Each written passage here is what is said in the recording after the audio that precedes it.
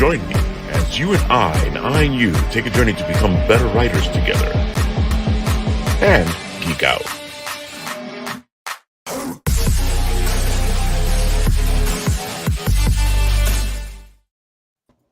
Hello there. We are live. You caught us in the middle of talking about. I can't say. All right, so here's the reality. Ralph just heard us talking about like random stuff, and so Lou's currently working on a figure, and we're all like, "Yo, what would make a really cool figure?" And so let's bring that back. Lou, what makes a really cool figure? Because you have an interesting opinion. I mean, you just got to get something that you want to put your hands on. It's all. Drawings have to transport you out, but sculptures got to bring you into that world. That's true. That's pretty good. I mean, that is why we like anime girls, right? I like Todd McFarlane's answer on how do you make a good figure. He goes, there's a new invention called a camera. You take a camera, you take a picture of what you want. Then there's this other thing called clay. You keep molding to clay until it looks like what the picture is. In all seriousness, McFarlane. But I mean, yeah, he's so funny. He's like, why are your figures so good and why are these figures so bad? It's like, well, you make it look like what it's supposed to look like. It's true. Oh my god. It's true. McFarlane figures were like the first cool thing I ever saw. I mean, yeah, you keep at it until it looks like how it's supposed to look like. I mean, yeah, it's Wisdom from a Todd father. Yep. As we all know, this weekend we are off to Brooklyn Comic-Con. And I was setting up a video to showcase all our friends and pals and people we've interviewed before who are going to be there at the show, besides us running around as Appletinis doing our craziness as usual. There will be a bunch of people there who we know, and here's a little video that I put together to showcase that. Where are the Appletinis going to be this weekend? June 11th and 12th, Brooklyn Comic-Con.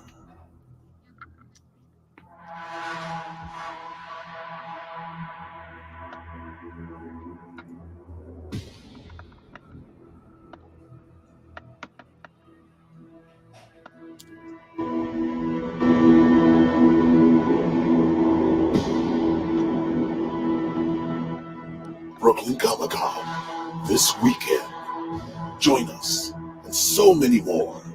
And bring the family. Come have fun. Buy a comic, a pen, and say hi to an Appletini. Where are the Appletini? Yeah, and then the funny thing is that we keep having people tell me, "Hey, Ralph, I'm going to be at Brooklyn Comic-Con." Hey, Ralph, I'm going to be at Brooklyn Comic-Con? See, I told you. Keith Williams. There's a bunch of people we know. Dude, so many people. It just bugs me out how many of our pals are going to be there. We love the guys at Ace. We love dude, man, it's just like amazing. But I feel like this little world we live in is such a small world, and it's one of the reasons why we should just take care of each other. What? That it's a small world after all? Of course, it's a small world after all. Now sing it. Wait, no, don't sing it. Don't sing it. Disney will come after us. No singing. Someone didn't pay their royalty fees. Yeah. Come on, I'm scared. That's what you do. Oh, what do they? We love Disney. So, our guest hosts today are Traveling Root Beer, who is talking about his book, Just Some Guy. And, of course, he's even brought his editor on board, Jen, to have discussions here. Well, besides the fact that we like talking about all things geekery, We love talking writing, we love talking creating. So what better way to start the show than to talk about just some guy who is out there, and you can actually buy it, as you can see here from the Amazon listing, where you can pick up the book yourselves. So, Travel, go ahead. You start it off. Hey, Ralph, I'm not going to be at Brooklyn Comic-Con. I know that one already. I would love to, but yeah, I'm not going to make that one. That would be great if you were. I'm not going to be there either. And Jen, it would have been great to see you there too, but you know, it's just the way it is. You know, my uncle lives in Park Slope, but I'm not going to be there. He's not even going to be there. Man, it's right there across the thing. 100%. I'm going Sunday. I'm going Sunday, and I think no one else is going Sunday, so I'm not actually gonna go. I'm just gonna like take their video and Photoshop myself in and like see I was there. Oh, come on, you know that's not true. It's Snapple that just that'll be my video. Little does not know that Ralph is gonna be there on Sunday, and he's gonna be like, "You weren't here." Don't. That's a sneaky promo. All of Sunday's just gonna be Ralph and Tony trying to find each other and completely missing each other. Marco Polo. Are Sundays that busy for it? No, they're just really bad at finding each other. I go other. looking for roaming Tony. I can't find. All right, so Travel and Root Beer, tell us about your book. So this book started as a writing challenge about 6 months ago that I had going with Shadow down there.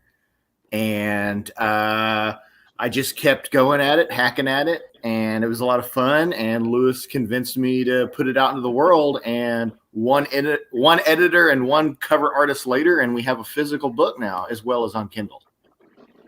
Not bad. It was. And it's a pretty decent book if I do say so myself.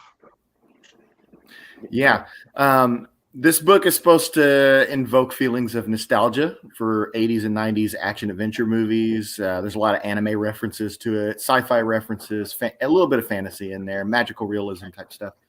But yeah, I think Jen could probably say better because she obviously dissected this whole thing. So I don't know. Let's hear what she has to say. Oh boy. She wrote the blurb, by the way. I did. Well, I'm older than probably all of you, so I actually remember the 90s, and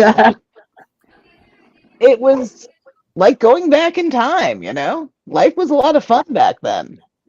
And excuse me about the barking dog. She has to protect me from everything.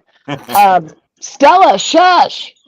But this is actually my office that I never use because I work in my kitchen. And so she's kind of freaking out that I'm in here.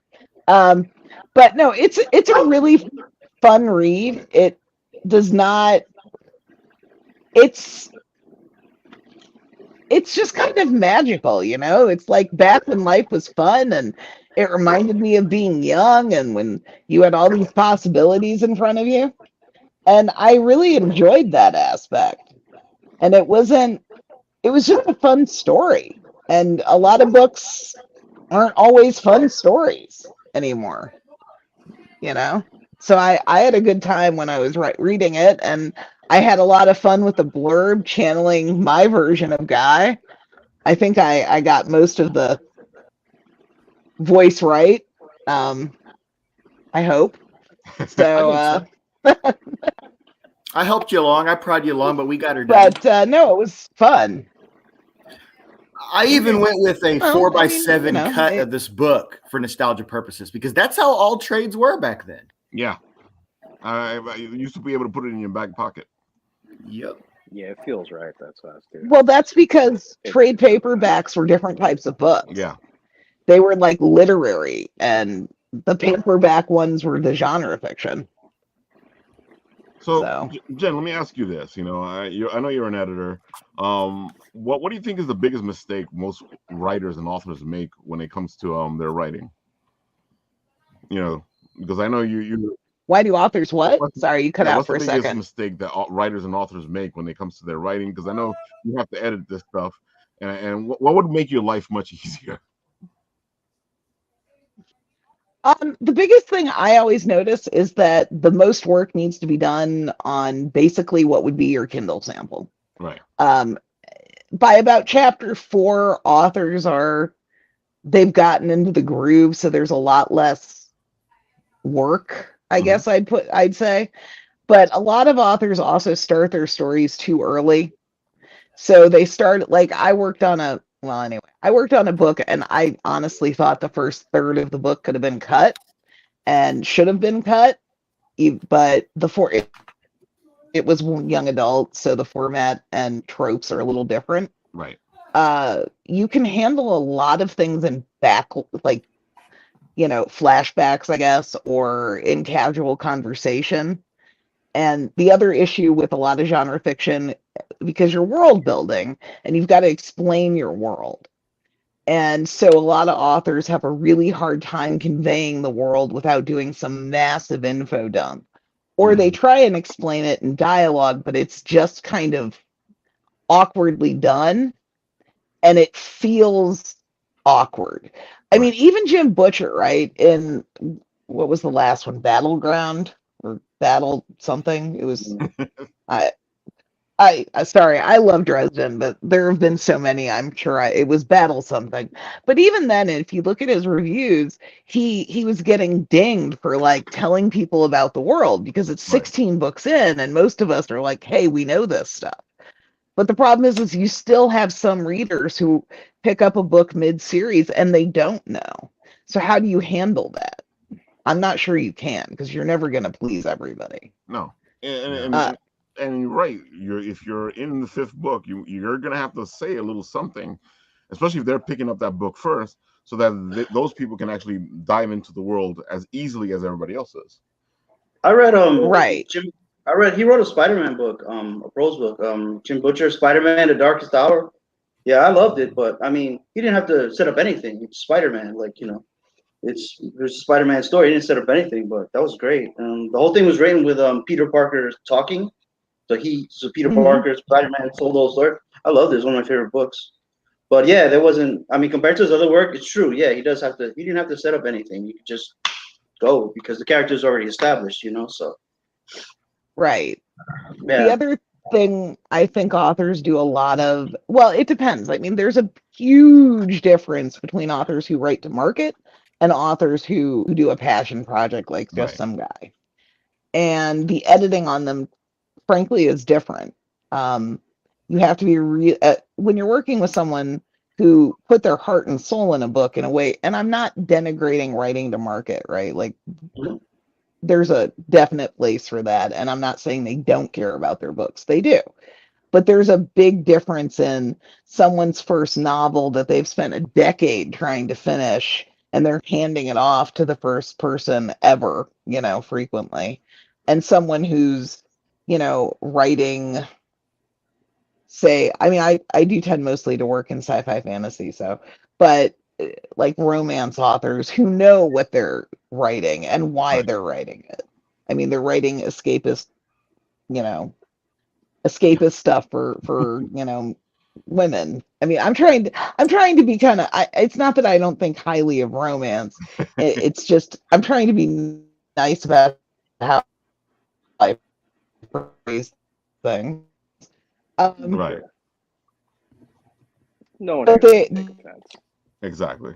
I take so much money, offense, they man. wanna I sell, take they so have much unbelievable gold, offense. I or, can't I knew believe that was this. going to say something. It's got a happily ever for Most now. of my animes are romantic. And it's just it's you have to know who your audience is, no matter what. And internet apparently.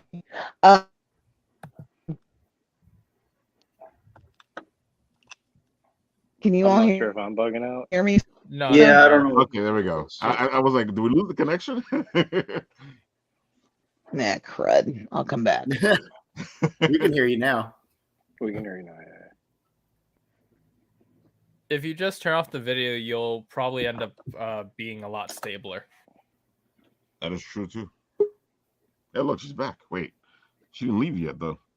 I'll Oh, comment okay. a little bit to continue on with what she was saying there, because, like, yeah, she's shown me a little bit of what all she's worked on and stuff, Right. and yeah, like it varies all over the place in the level of what you're dealing with as an editor, for sure. Right. Like, I mean, like with me personally, she, you know, had to do more with like restructuring paragraphs and stuff like that versus my grammar.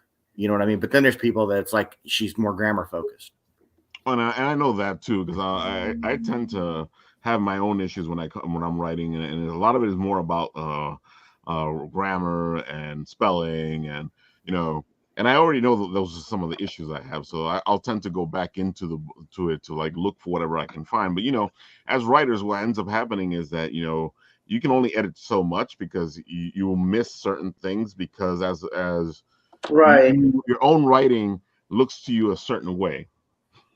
That's true. Right. That's why we Right. get Like when you're reading something you wrote, it's like while you're reading it, you're in your head, like you're imagining what you wrote, and you're not entirely focused on the word. You miss so many misspellings and stuff. Recently, someone taught me this trick that if you take what you write and you enlarge it as huge as possible, and when you read it that way, you catch a lot of, like, you know, there's, and a lot of little mistakes like that. So I do that sometimes, but even now and then, I'll still miss a few things, you know. The other thing you can do is print it out. That will help. It changes how you see it. Change fonts. Right. The thing is, a lot of as good as Grammarly and Pro Writing Aid can be, they don't catch everything. No. And they have their uses, but they're not. Punctuation, especially comma use to a certain extent, is somewhat. I mean, I know there's like very hard and fast rules, but in fiction, especially, some of this stuff should be somewhat flexible. Especially with tone, because you want to still keep the character voices. Right. And that's something else that a lot of people, dialogue is something I notice a lot of authors have issues with, myself included. I can fix other people's, but I actually started writing a contemporary romance just to practice dialogue, because world building, it's so easy when you write genre just to fall in love with your world and spend endless time there building this fantastical creation. And although you can see it in your head, you have to remember your reader can't. Yeah. And they don't know what you know. The other thing I tend to stress, I majored in anthropology, so I do probably I have a bias, but I think if you're writing particularly sci-fi fantasy, your world has to make sense, right? Like within the context of your work, right? You don't have to, like, you know, have a full-fledged society or, you know, economy, but it has to make internal sense. So the other thing authors tend to forget is how long things take.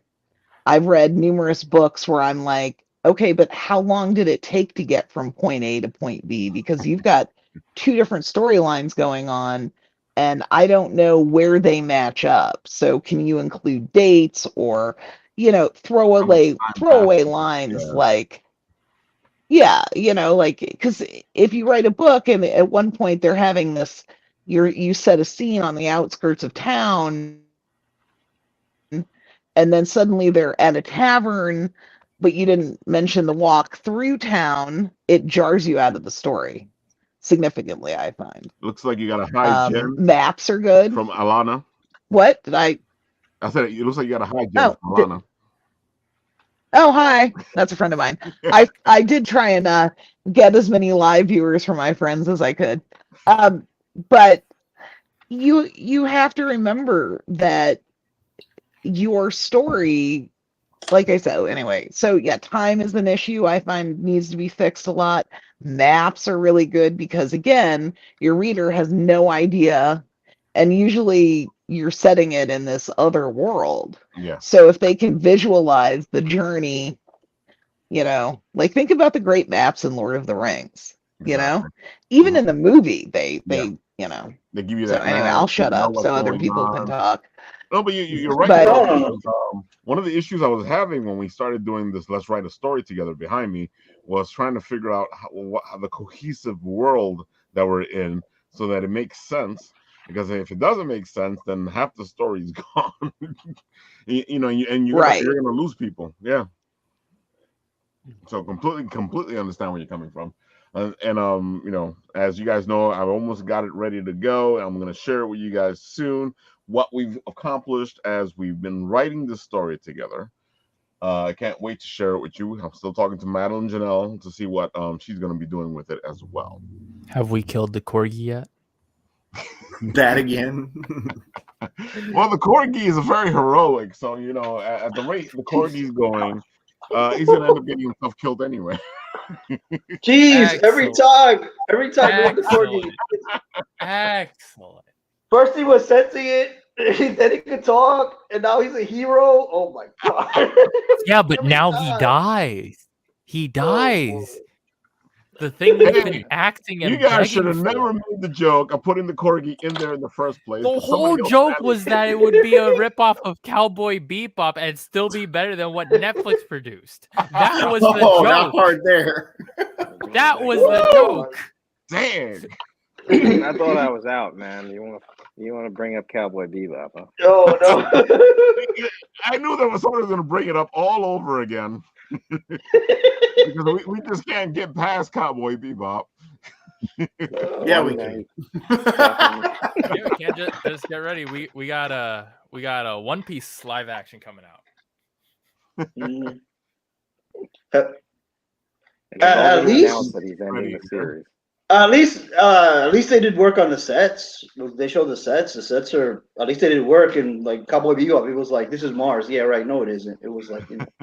So at least they did work on the sets. Everything else, I don't know. But they created the ships and everything. They created the bar Sometimes where Sanji used to work, the restaurant, the Bararati, what is it called? The sets look amazing. So we'll And see. Ralph, this artwork looks amazing. Why do we have this artwork up? Could this be a segue to the next segment? That's what I call a segue. Of course, we have our beautiful artist getting ready to be at Brooklyn Comic Con. And this is just some amazing art, Kat. Dude, how long have you been working on this? I guess I've started in, I don't know, like this particular style that I have where I have like a very limited palette and stuff. I started doing that in 2020, I think.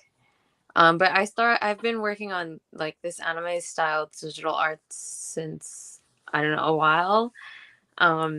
Started doing cons in 2019. So I guess I would say that's probably a good place to say that's where I started.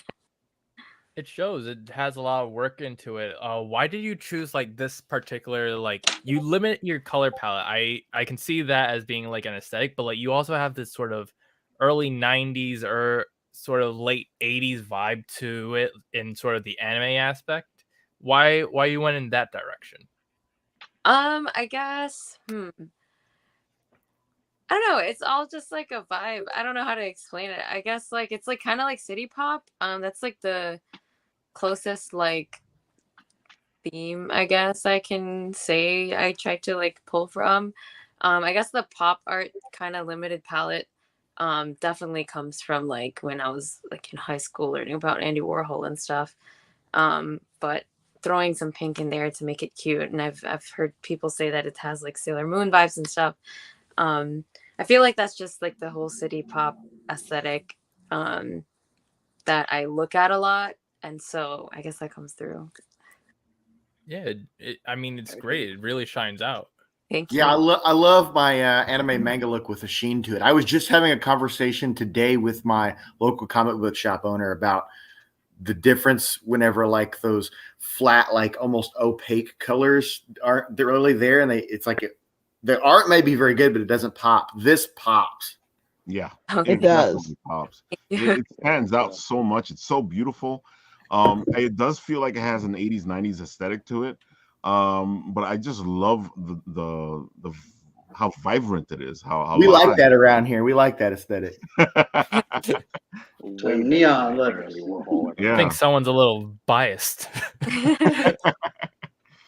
Well, I'm not an Andy Warhol fan either. So. So, Kat, what got you started with all this? You know, is this just something you've done since you were younger? What's your origin story? What's my origin story? Okay. Let's see. So I feel like I've always been into art, just like, and you're in like elementary school and you have like a little art project. I always had the most fun doing art stuff. And then when I got to 8th grade, one of my best friends at the time introduced me to anime, and it was like the perfect, like, that's it. Just, from there on, I was like, this is what I want to do.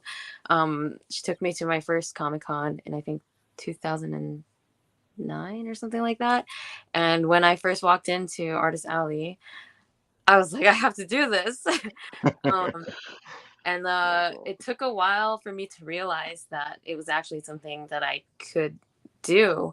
I went to architecture school, actually, and while I did enjoy a lot of the creative aspects of it, it kind of, being away from art so much, kind of started to take a toll on me, I guess. Like, my creativity was like not being like, I guess I wasn't really utilizing my imagination as much as I wanted to. Right.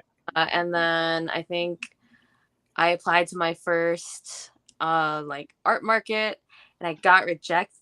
So I was like, no way. Oh. And I really hard. And then the second time I applied to anything was Anime NYC 2019. And I got it. I was like, it was the craziest experience, because I really started with the high difficulty level. Yeah, you chose one of the biggest cons to start out with. Yeah, I mean, I was with a friend. It was like a joint, we shared a table, so she definitely, like, I don't know, she probably carried me, but it was being at that con definitely was like, this is so fun. I have to do this all the time, and here we are. Wow, you've had some journey, man. I like I can feel what you're talking about, because one of those things that happened to me was I was at one of those New York Comic Cons, and I was like, I got to do something that keeps me in here, that keeps me doing this, that keeps me showing off all this beautiful stuff. And that's pretty much where it led to the Bitten Apple, because I wanted to showcase the stuff that I was finding, and I wanted to get the to people seeing, because I feel like all the big people at these conventions get all this press and whatnot, and all the little guys who are trying to make their way up, and they could use some good press or just show off their stuff, they don't get enough of it, Yeah, that's great. That's such a great, like, I don't know what you call it. That's a great motivation. That's awesome. Kat, really quick, on top of everything else, I like your city backgrounds. I love your Can I buildings ask you a and stuff. question? Thank It you. reminds me of like if you watch the Teen Titans show, Oh, like yeah, that's they have those definitely. buildings. They're simple, but they're not. They're simplistic, but they're not simplistic at the same time. Yeah. So I love that style. So 'cause Thank I know you. those windows are hard to do. I know, but it looks simple, but it's not. So Yeah. Yeah, it's thank really you. cool. Go ahead, Jen.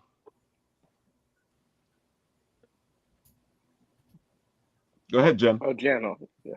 She's She- lagging. And she had a question, so I was like, okay. I'm lagging. There Can you hear you go. now. I don't know what's going on with my internet. It's not. Welcome to the club. Oh, don't worry there we about go. it. We go through this every week. Did you have a question? I think she's trying to fix it. Yeah, she's trying to fix it. All right. Yeah. When she comes back, we'll have her ask the question. Do you have I see a lot of the stuff is more original.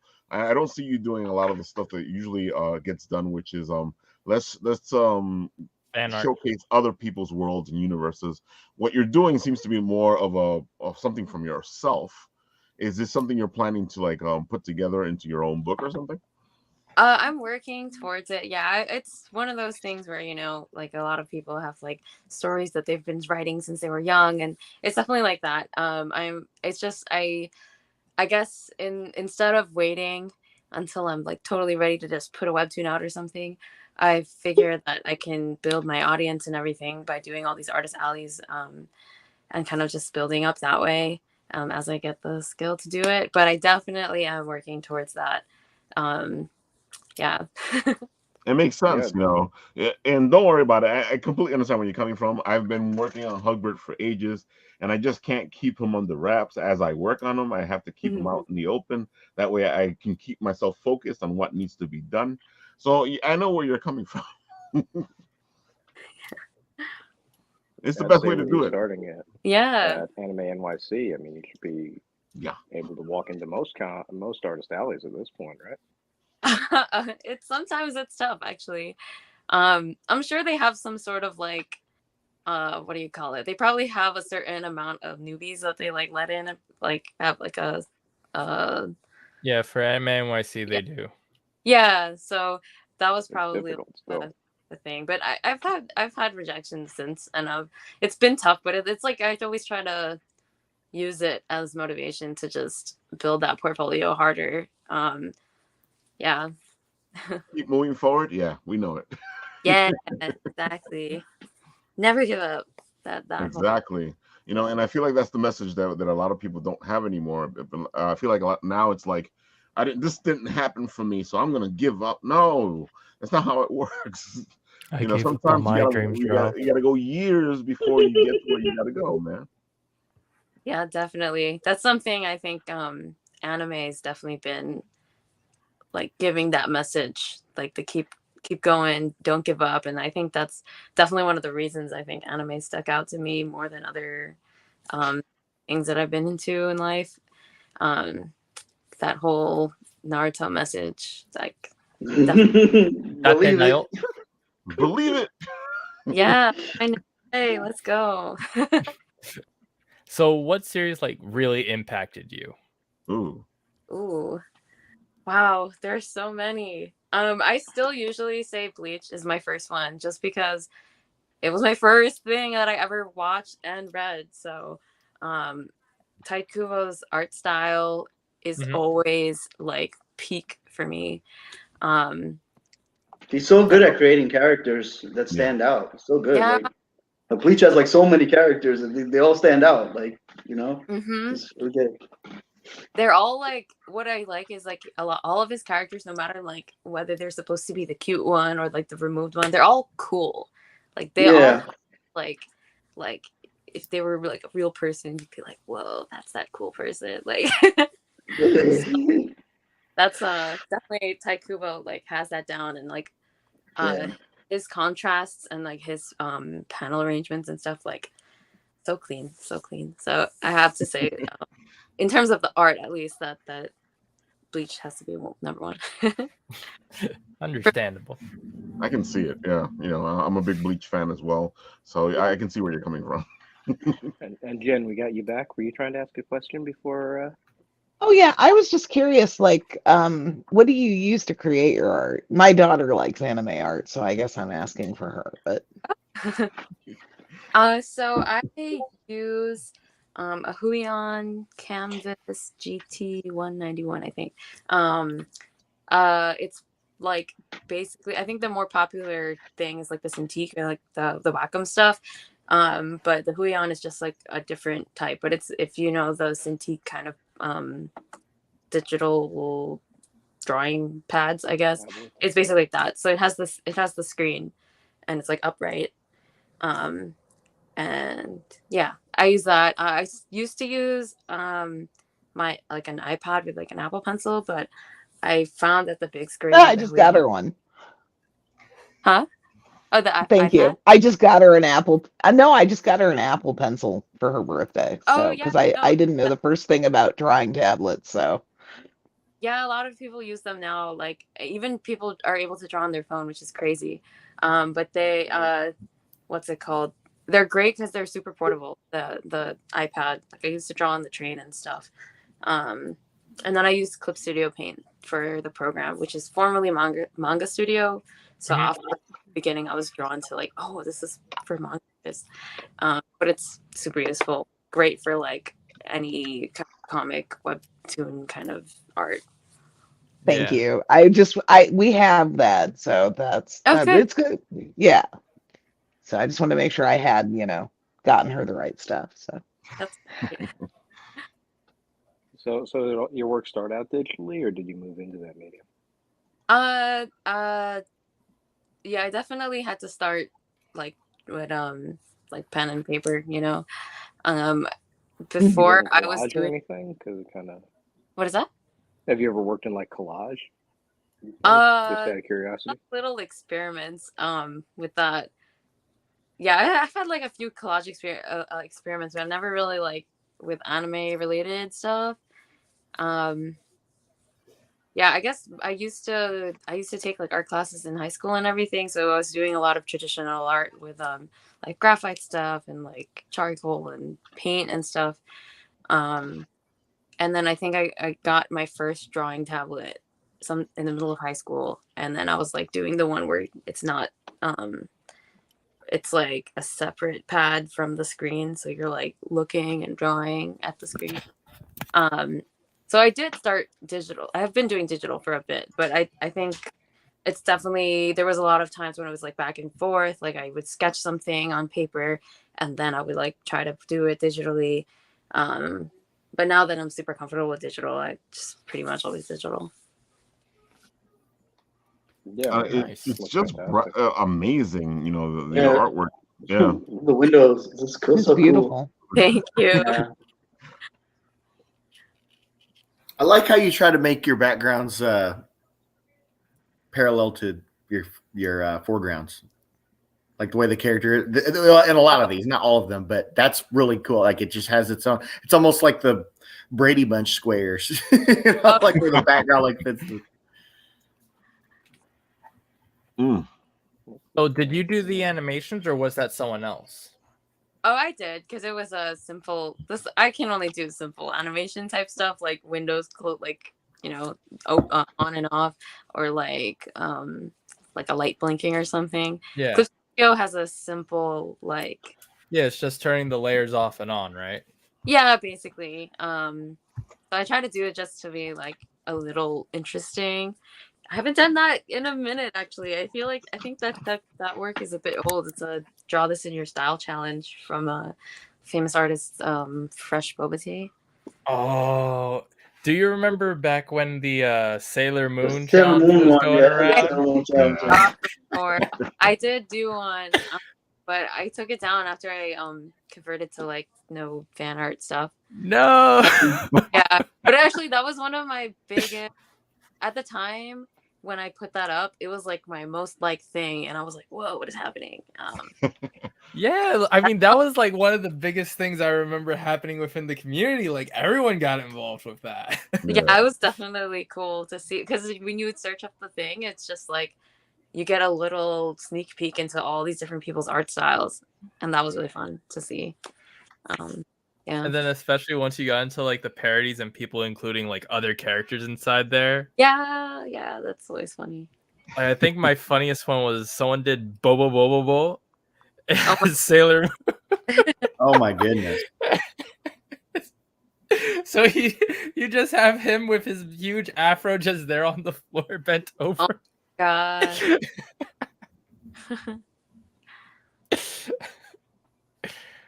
Dude, I can't believe you were like, oh, that's an older piece, and I'm like, damn, this thing looks good. Oh. I'm like, older piece, sheesh. Thanks. Oh my God. I just like I what do you call it? I guess it's like perfectionism, like that thing with artists where after 2 seconds after they draw it, they're like, "Oh, this is crap." Like that's like enough artists. Yeah, one of our local artists is kind of like that. If she's currently watching us, you know the one. Could they find her anywhere? Floof Schmallow at Twitter and Instagram. Oh man, too bad she's watching a stream. Too bad she's watching a stream about a guy eating A5 Wagyu at a robot restaurant. That means I have free reign of just showcasing this. If Ralph No, will let me. it's funny because I don't think Shen's gonna be expecting the fact that Lou was the one that sent you over. Hey, I didn't do nothing. If No, I think Ralph would that's let normal, me, I though, could man. showcase where to go to find. speak her name and she shall appear. No, she's too busy watching A5 Wagyu videos and a guy touching grass. There we are. Have to jump on. Floof But Schmallow. Yes. I think a lot of artists are self-conscious about that. Yeah, and I just, agree. Oh, she is 100% not even if they're not self-conscious. self-conscious, just they overthink it. So it's good to have that ability to walk away from your work and give it a second to breathe. And people go like, "Oh no, this is good. You don't need to be obsessing." Yeah. I mean, so I know a lot of you guys are artists in here. How do you guys go about like just finding the courage to say that your own artwork is good enough? That's a tough question. I can see everybody going, I don't know. Whoever wants to answer first, I'll keep the air going until somebody has an answer. Yeah, I don't know that you ever really get to that point where you, if you're that confident about your work, it's God bless you, but I think that's maybe a little bit more narcissistic than even I can say is normal. I think if you're doing what you like and you're okay with that, then pursue it. And if people start to validate you for it and like your work too, that's just takes you to the next level. And if they don't, then at least you're doing what you like. It's pretty good. It's pretty decent. I can say that I've gotten to the point where I'll like my own writing, but that has nothing to do with the audience. It has to do with the fact that I wrote something that I like. Now, I've gotten to the point now where I'm writing for myself, very much so, and I really don't care what what the audience says. Great. That's a great feeling, isn't it? It is completely, because I'm technically writing for me. Everybody else, they can come along for the ride, but I'm going to tell you the story I'm going to tell you. Yeah. I want to take a second here to ask Lou, what do you think about us maybe inviting Kat to help out with that second project that we're talking about doing? I think her work's fantastic, man. I think that thing we were talking about having a Yeah. different artist doing each one. I think her perspective would be amazing on that. I agree. Yeah, Her art's amazing. Yeah, Danny here is, he doesn't blow up his spot too much, but he's got so many things cooking all the time. He's just super talented and super tenacious about it. I mean, even the guy's story. I mean, he just sent me like, "Oh, I'm working on this little thing." It says like 70 pages. Like, yeah, I wrote it like over the weekend. That was funny though. He was like, "Hey, Ralph, check this out," and I'm like, "This is almost a book." Well, this dude got this thing from like, not even concept, just like kind of like, from a writing prompt to a physical copy in a couple months. And it was incredible just to watch that happen. Hey, stop blowing me up. I was talking about Kat here. Okay, like for real though. Like I think I would like to reach out to you. I actually followed you on Instagram earlier after finding out you're the spotlight on the show. I think I would like to see if you'd be interested in something. We'll talk after. Okay. Thank you. Like I said, man, what we should do is help raise each other. The only way we can all get to the top is if we're all trying to help each other to the top. And that's one of the things we love here at Bit and Apple. So, It's true. You guys and collab. We love collab. That reached out. Yeah, you guys that- are the first guys that came up to talk to me when I did my first show, 2017 or 16 or something. Oh my God, that was so long ago. I would have had to been. 2017 to me feels like just like a couple of years, like last year, and everybody keeps going, "Oh, Ralph, that was like 5 years ago," and I'm like, "Freaking Oh, you just broke your rule." No. He didn't say it yet. I'm actually going pretty well today. I should have cursed ages ago. I reserve at least one F word in public a day. You guys are all so young. I haven't been to a big con since 1996. Ooh. Was I born in remember those cons. Those are different cons. It's not the same con as we're dealing with right now. I can say that much. No, it was Dragon Con before it Oh, and it was had its Dragon Con. issues. Yeah, it was a Yeah. big one. That's totally geeky, completely geeky. I'm a huge geek. I don't. Yeah, we love geeks here. She definitely is. She's into some crazy shit. That's for sure. I even read Star Trek novels. Come on. I haven't read a good Star Trek novel in a while. Neither has she, and she reads them all the time.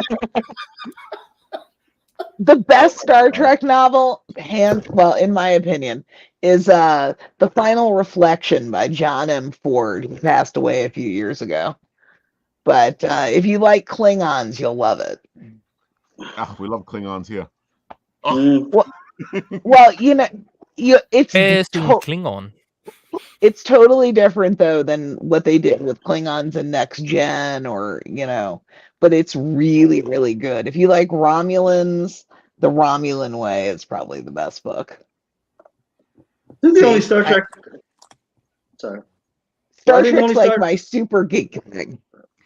No, that's awesome.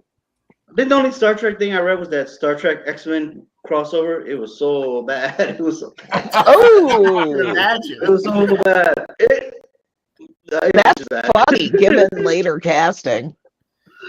Yeah, it is funny. Yeah, true. it is funny. Would that mean that It wasn't Picard. It was No, it was Captain Kirk's team. It was bad. It was very, very bad. You know what that reminds me of? Have you guys ever seen the comic where it's like Indiana Jones finds a downed UFO and there's like Han Solo's skeleton in there?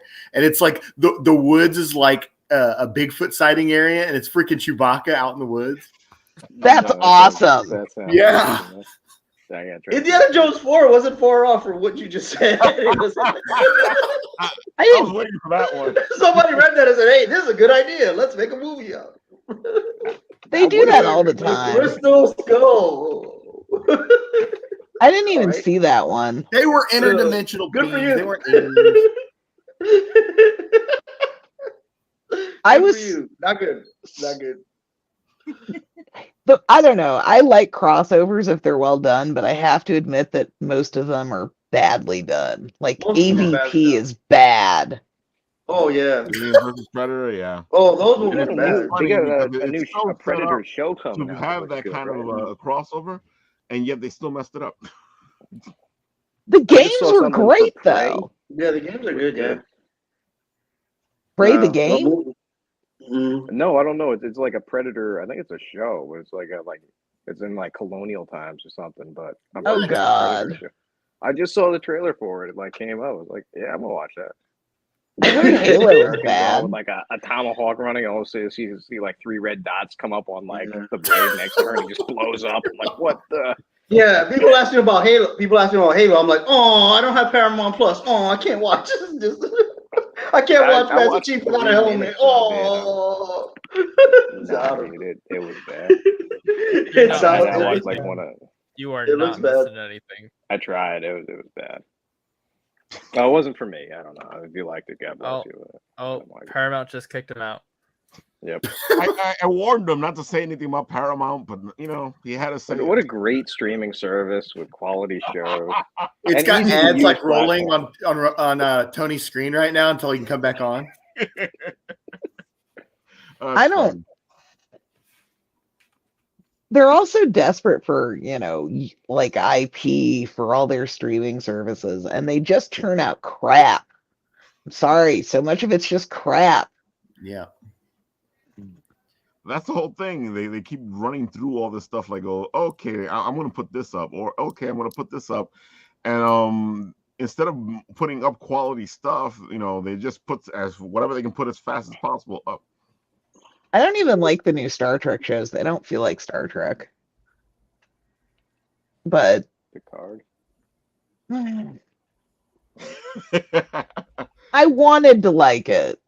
I really did. I was so excited. And then not so much. Yeah, I'm really biting my tongue hard on that one, Jen. You had to line that up. Sorry. I tried the anime one, the animated one. I don't know. It gave me a headache, I guess. But I did get through a season of Discovery. I was pretty proud of that. I'm proud of you too. Have you guys seen the new one with Pike, Captain Pike? No, I want to watch it good though. things I about love that. Pike. I do love Pike, but they broke canon. The last episode, they had Spock meet up with his betrothed to Prang, and that in the original series it was all, we haven't seen each other since we were kids, and nah. Wow, I'm really showing I am super nerdy. No, but Star Trek, it ends with the original series. I don't really care for anything beyond the original series. I don't know. It ends with the original series. Like That's it. Captain Kirk, that's it. That's it. Anything, those movies, the New you don't Generation, like Wrath of Khan? How can you not like Wrath of Khan? Deep Space Nine is really good. Wow. Nah, I did like the original series. I don't know. I didn't care for anything. Wrath of Khan is okay, I guess. I guess it just completely changed what Klingons look like forever. And have they ever explained that? Really? They did actually explain that. Yeah. They did. Well, I'm sure they've had to after I don't know how many. I don't know. I remember when they did that Trouble of Truffles episode where they did it again. They'd be like, "Hey, those are Klingons. Why are you a Klingon?" And it was like a perfect opportunity to explain it to everybody. And we're like, "Oh, it is a personal matter that we do not wish to discuss." I remember that. Yeah. That was such a great episode. It was one of the shut up, dog. That was a great episode. Actually, they did apparently explain it later on in Enterprise. Okay. It was like a mutagenic plague or something. It was. All right. They had to explain it, I guess, after so long. I mean, admittedly, Babylon 5's better, but yeah. Well, JMS, man. I mean, John Michael Straczynski, man. Oh, he's a great writer. He is a great writer. I'm actually on. Well, that's Danny then. Oh, yeah, that's real weird. Ghostbusters cartoon. We've been losing these two, now we lost. I know, right? Yeah, real Ghostbusters cartoon. He had a great Spider-Man run. Oh man, yeah, JMS is a great writer. Yeah, he is. He I don't know if the reboot's gonna happen though. I mean, and I'm not sure it should. I'm on season 5 of a rewatch. I don't see how the CW is going to cast actors old enough to pull off that story. You cannot cast 20-year-olds in that story. Hi, Andrew Frank Rodriguez. Hey, Andrew. Nice seeing you over there. Are you going to be at Brooklyn Comic Con? Are you taking all your map skills over to Brooklyn Comic Con? Because Andrew's a great artist as well. Yeah, and now we await his response. And we await to see who's going to drop from this conversation next. Man, well, hopefully none of us. I feel like we're in a horror movie here. Oh, wait, somebody's back. Look, it's Team Vanishing. Wow. You guys are missing out with your good internet. Look at you with your good internet. Happening backstage, huh? Look at you three with your good internet connection. Oh, oh my God. Oh, that one's nice. Yeah, I know. I had to put it up because it goes, now what? And of course, now what is that we're going to Brooklyn Comic Con this weekend, and you're going to be showing off your stuff there. What do you usually have at your booth? Oh, me? Yeah. Thank you, Kat. Okay. What do I usually have? I have prints, I have shirts, I have stickers, keychain charms, and washi tape, and a tote bag. Yeah. I love washi tape. Yes, they're so fun. Because if you caught Nat's attention, that says a lot, because that boy doesn't like anything. How dare you? How dare you? No. But he's passionate about the things he likes, so say that. That's true. That's very the good passionate thing about him. So yeah. And so if you caught Nat's attention, it's a pretty good compliment. Yeah.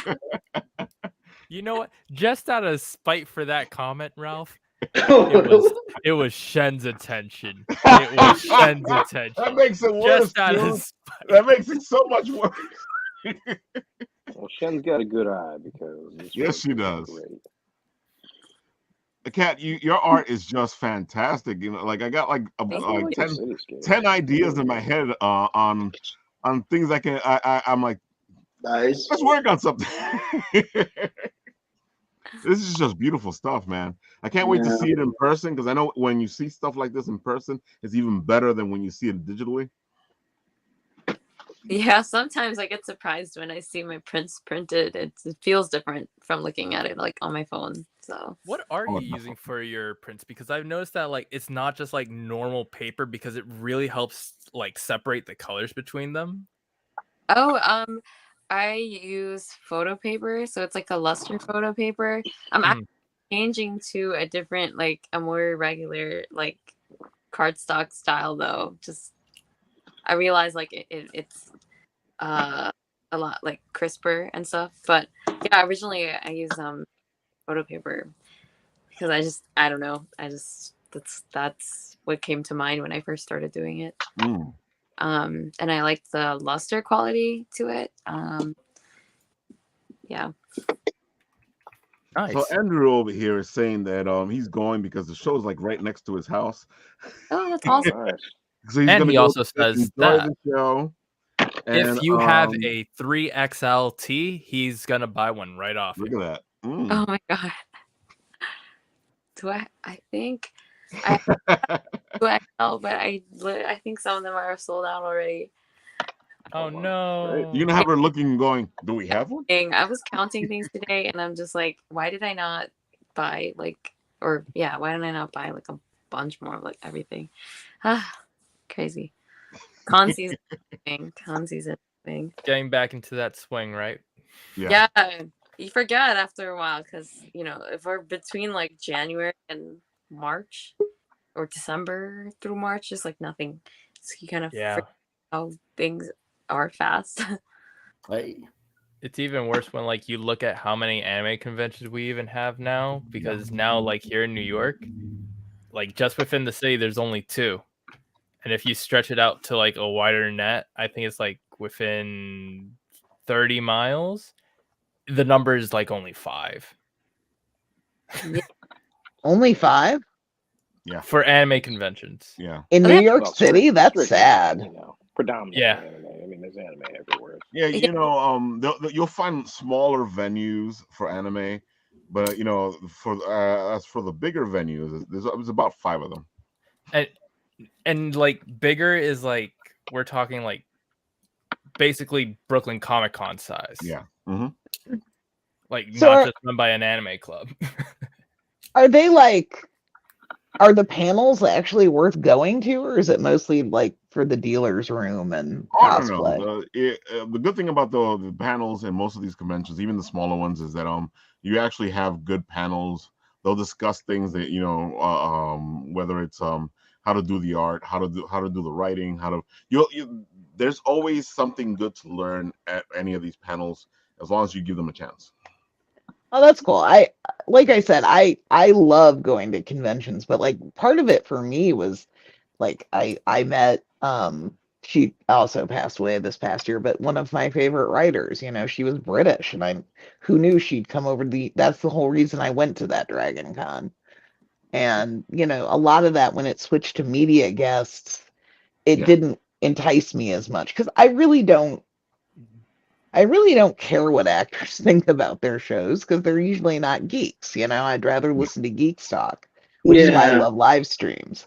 So I would like to find conventions that are worth going to again because they're a lot of fun, But there's been a little bit more of a shift. More actors are actually into their fandom. Yeah. Or at least they know to claim they are. They did the Wikipedia search really quick. So I have a funny story. I went to a Star Trek convention. It was a date actually, and this guy took me in. The big thing was that John Delancey was going to be there. He was Q on Next Gen before My Little Pony. Right. And he comes out, and we're all sitting there with bated breath, and it's like, oh, it's Q, you know. And the first thing out of his mouth is that he's not going to answer any questions about Star Trek. And it's like, well, wait a minute, why did we pay to come see you then? That sounds about right. And and he was just such a jackass. I hope you don't get beeped, but he was such a jerk to the audience. I just couldn't believe it. Oh, does that count as the first swear of the night? Or I'm sure someone's. That's not a swear. Okay. According to YouTube, it's not. No. Okay, good. Yay. But it kind of soured me on media guests after that. So. I gotta admit, like, there's times where you meet some of these people who are actually your heroes from when you were younger. Yeah. And it goes wrong. It goes very wrong. Yeah. And it kind of shatters these people for you, just like Q did. Well, I mean, I've seen like video of some of the Babylon 5, reunion panels, and those are really great because you can tell that the cast actually cares about each other. Mm-hmm. They value the show. Mhm. I mean, or at least their experience on the show. They remember things about the show. And that was really great to see, I assume they've gotten better at them, and maybe it was just John Delancey and I shouldn't judge, but it was not a pleasant experience.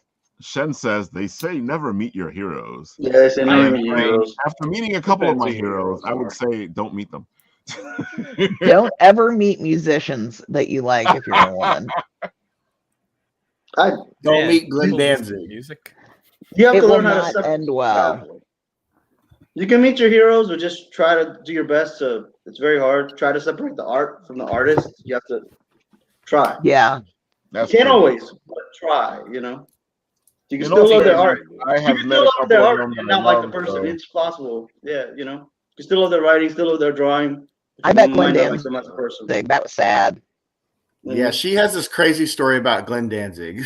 I don't know if that's appropriate for this show, though. Very true.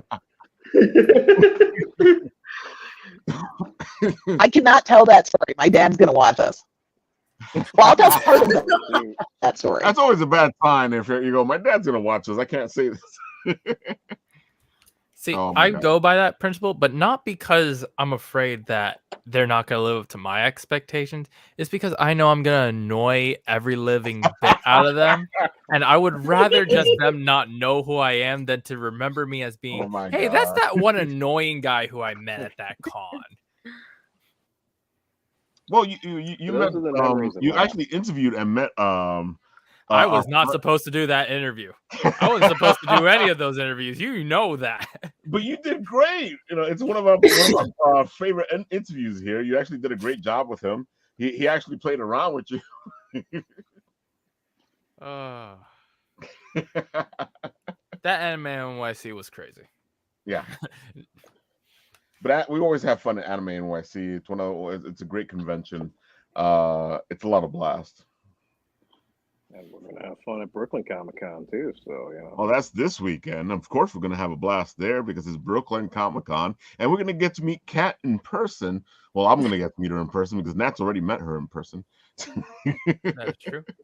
And Shen has also met her in person. And Shen's finally back in the chat from watching a guy eat Wagyu beef and touch grass. Oh my God. Oh, all right. So, Kat, tell everybody where they can find you, and all those great stuff. That way they can find your stuff. Oh, like social media? Yeah. Okay, yeah. I'm on Instagram at CrystalHeartedKat. So that's Crystal with a C, but cat with a K. Instagram, CrystalHeartedKat.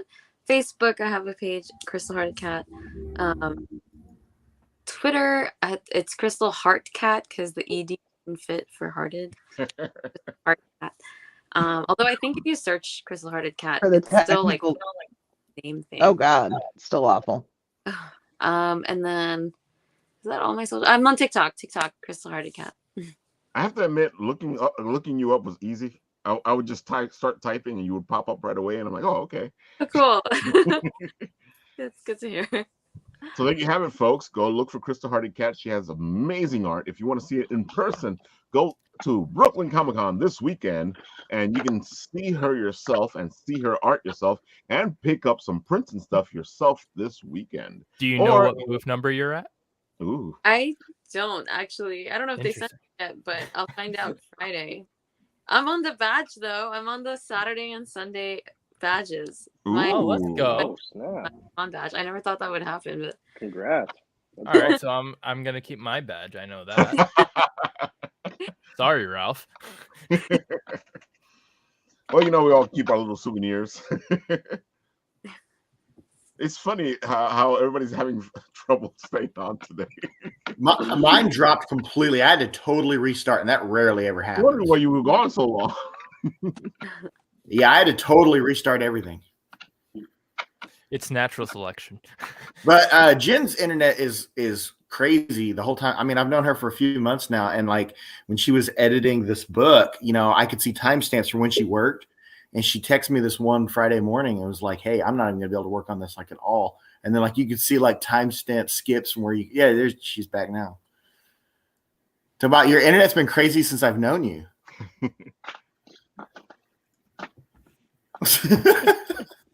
I think she's still in the lag. Oh, she's messaging us in the background. Oh, okay. It's private chat. You sound yes, people. We have a private underwater. chat. You all sound like, yeah. Well, while you were gone, this flood happened, and the water came all over the place. It was just a mess. It's that tornado from Ohio that's finally catching up with us. Team vanishing, blast off at the speed of light. I didn't say that, and it happens. Yeah, that's being absolutely terrible today. So, Travel, your job is to showcase you and Jen to go. Oh, that's my job. Okay. So, yeah. So this bad boy just came out. You can get it in paperback. You can get it in Kindle. And I just joined a new platform. It's super cool. If you haven't heard of it, check it out. It's called Royal Road. It is a place for writers to express themselves in a very awesome way and get a lot of people to see your work. And it's completely free. I made a bold move here.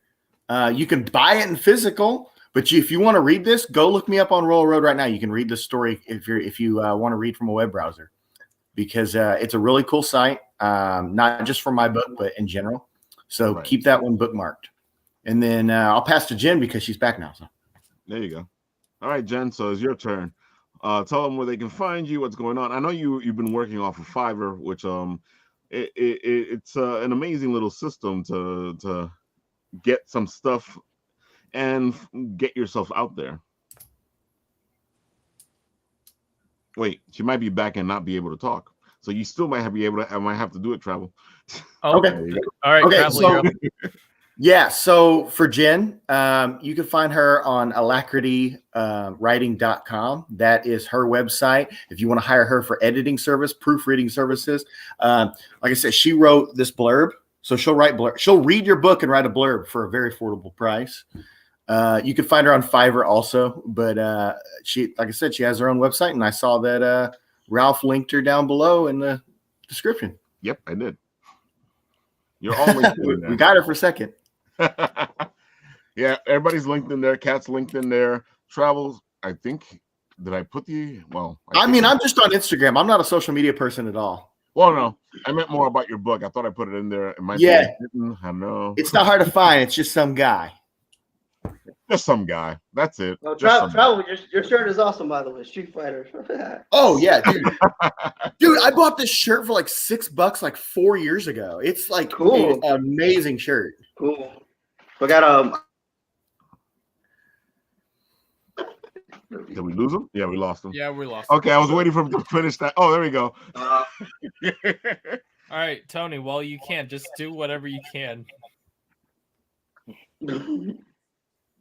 Yeah, Tony, what are you up to? What are you writing up? What's going on? I know where you're gonna be on Sunday, but as soon as I start talking, I'm gonna vanish. All right, really quick.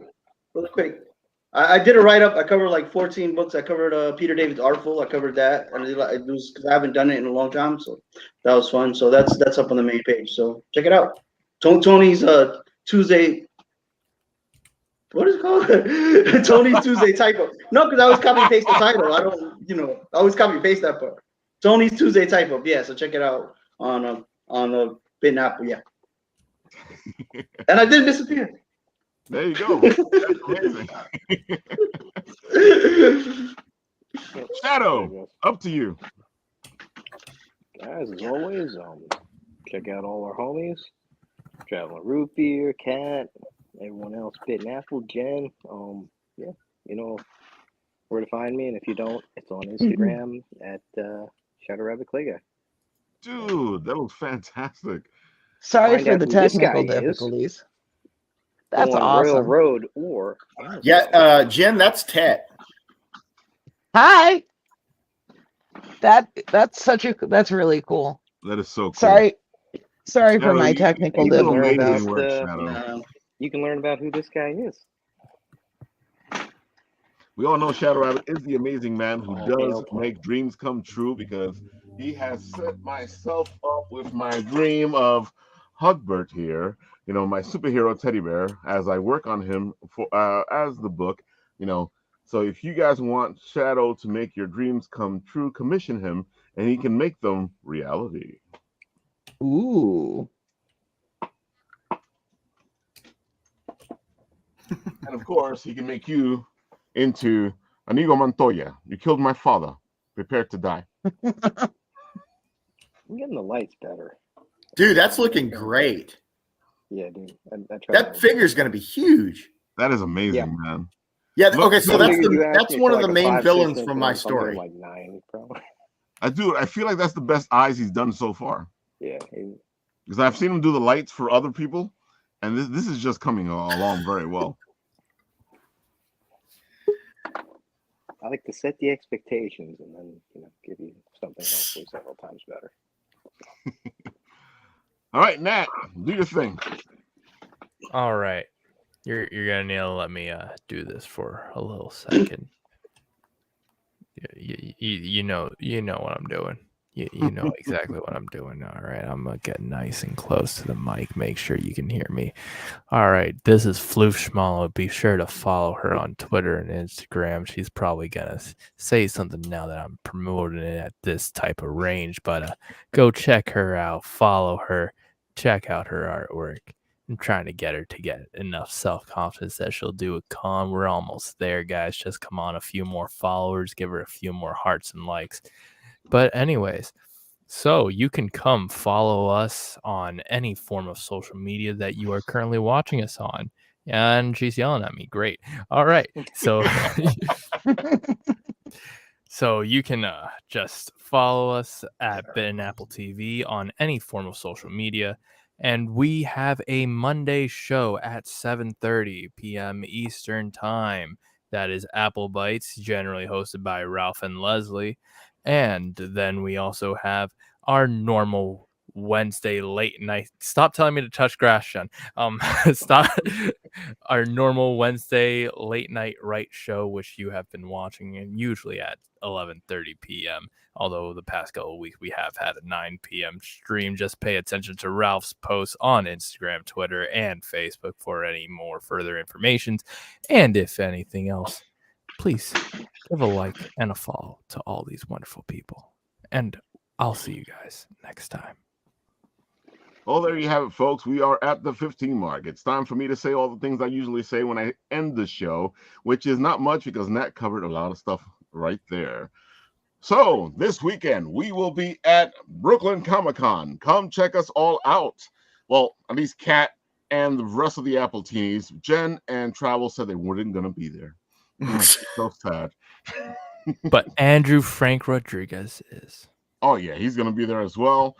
Do yourselves a favor. Go hang out at Brooklyn Comic-Con. Buy yourself some prints from Kat. Buy yourself some comics from Ace. Go check out some cosplay from some of our cosplayers like Barbie Chula and Annie.